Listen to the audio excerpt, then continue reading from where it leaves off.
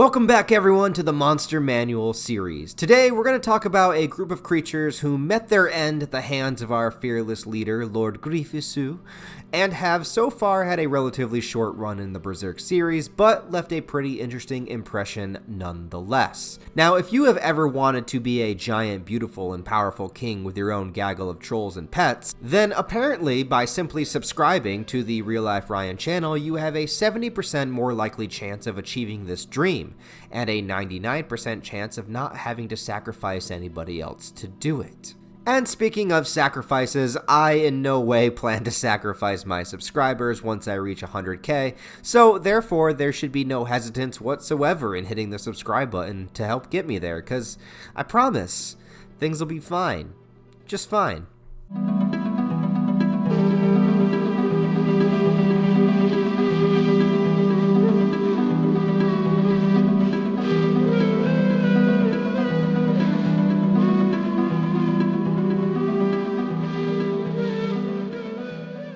Anyway, the Yotnar, which is the plural form of Jotun, were first seen in the Berserk series in chapter 356 when showcasing a bit of what the current worldscape in the manga was like. Briefly though, like many of the creatures featured in Berserk, they have roots in actual human mythology and legend, and the Yotnar are primarily known through Norse mythology.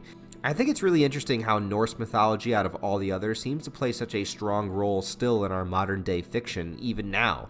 I mean, obviously we have Thor and Loki and the Asgard stuff that's been adapted through the Marvel Cinematic Universe and whatnot, but with the return of Attack on Titan's anime, I can't help but also think of how Ymir is such a prominent name taken again from Norse mythology as pretty much the father of all giants, the original one, to make way for his continuations after he was killed, and definitely relates to Jotun as well, because the Jotun are no different. Coming from this lore, they are actually some of the closest depicted in Berserk to what the actual legends were, from what I can find anyway. And from that, it's that the Jotuns were similar to giants in a way, but didn't have to really be giant at all. They were powerful creatures with some magical enhancements, and were said to be perceived as either incredibly beautiful or completely grotesque. Perhaps, beauty is in the eye of the beholder, and it just depends on how you want to see them. But it also seems that they were pretty much enemies with the Norse gods, and Odin had attempted to kill Ymir and wipe out the entire line of Yotnar that threatened the way of the gods. Funny how similarly in Berserk, if we consider Griffith to be a god-like being, not unlike the gods of Norse mythology, in that sense, Griffith is a warrior, he's a leader, a strategist, and actually fights on the front lines rather than only sending his armies. Granted, he's kind of immune from harm since nothing and no one has been able to be on his level, but his followers don't know that, and that's the important part, for them to see their fearless leader throw down alongside them and propel them all to victory.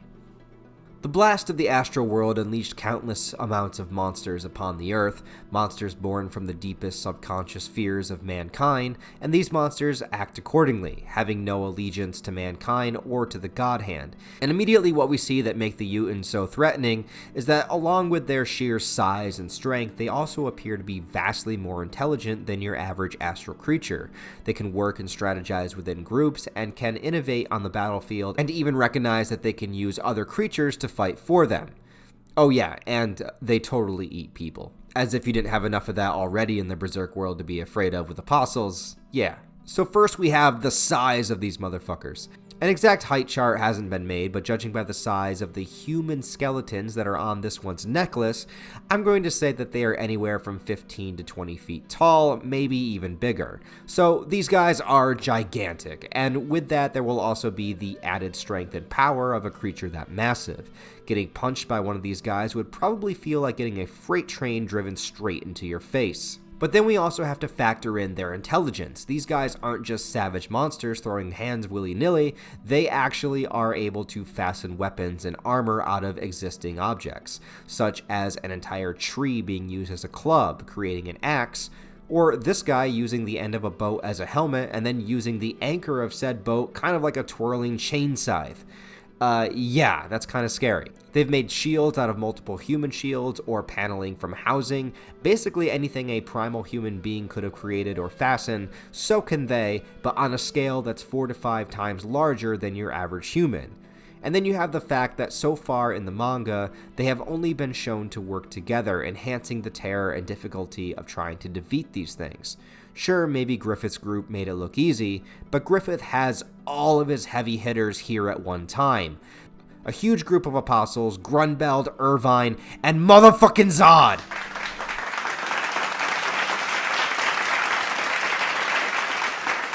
Not to mention all the human soldiers that are here with him as well, and Griffith himself, who is the one that goes for the Jotun leader. The Yotnar, like I said, also decided to capture and utilize other astral monsters within their battle. The trolls, who have always been shown as nasty, wild, chaotic little monsters, were put on leashes and used like ravenous dogs to attack their enemies. And they also captured a live Hydra and brought it to the battlefield. And this is no joke, because a Hydra is way bigger than even a Jotun, and it took multiple Jotun just to pull this thing out, attaching ropes around its many heads, trying to pull it into the fight in order to let it loose on Griffith's army.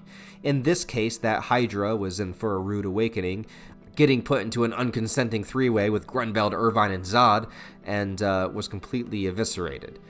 Yeah, no comment. But the Jotun also seemed to understand hierarchy, as they too had a leader in this situation. Not enough time was given to learn anything about him specifically, but I like how he sat in his throne that looked like it might have been made out of bones, and presented flags that were made from stretched out, skinned humans. That's pretty brutal. He sat here commanding his troops as he drank out of a bell from a church tower until he was eventually face to face with Griffith himself, and let's just say that encounter did not go well for him. And though Griffith seemed to effortlessly defeat the Jotun army, that shouldn't suggest that you could do the same. If you were to fight against these guys, you would have to be an incredibly lucky individual in order to return alive. Now, even though the Jotun are massive and strong, they are still flesh and blood. They can still be killed by conventional ways, severing the head, piercing the heart, that sort of thing.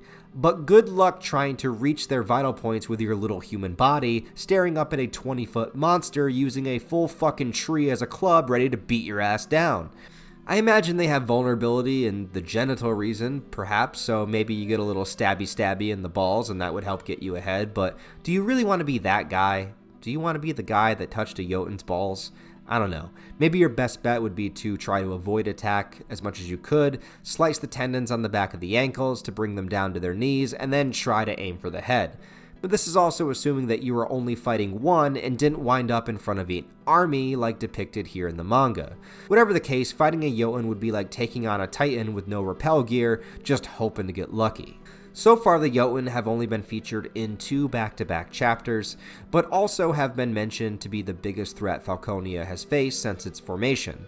So maybe there's a little bit more to be seen when it comes to the Jotun later in the manga if it were to continue.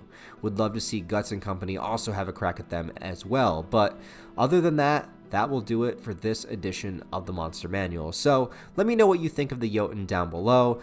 Do you enjoy the chapters that they were featured in? And what do you think about their designs and abilities? And do you think we would ever see them again if Berserk somehow returns?